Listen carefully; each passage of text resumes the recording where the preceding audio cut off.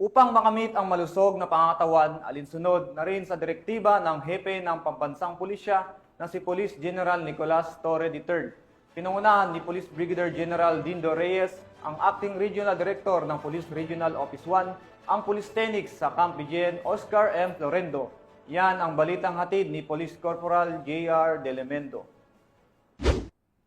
Upang magkaroon ng malusog at fit na pangangatawan at alinsunod na rin sa direktiba ni Police General Nicolas D. Torre III, Chief PNP, ay pinangunahan ni Police Brigadier General Dindo R. Reyes, Acting Regional Director ng PRO1, ang Police Tenix sa Camp Brigadier General Oscar M. Florendo. Ang nasabing programa ay nagbibigay ng oras at pagkakataon sa mga miyembro ng PNP na mapalakas ang pisikal na aspeto na magriresulta sa malusog na pangangatawan. Naniniwala ang kapulisan ng PRO1 na kung may malakas at malusog na pangangatawan ay mas magagampanan nila ng epektibo, epesyente at maayos ang kanilang mga tungkulin sa pang-araw-araw. Maliban sa kalakasan at kalusugan na naidudulot ng pag-eehersisyo ay nagkakaroon na rin ng bonding moments ang mga miyembro ng PRO1 na nagpropromote naman ng camaraderie at magandang koordinasyon sa trabaho. Aktibo ding nakikiehersisyo sa aktibidad na ito ang iba pang miyembro ng command group ng PRO1, regional staff, mga PCOs at PNCOs, kasama na rin ang mga non-uniform personnel. Mula dito sa Ilocos Region, ako ang inyong PNN correspondent, Police Corporal J.R. Delmendo, alagad ng batas,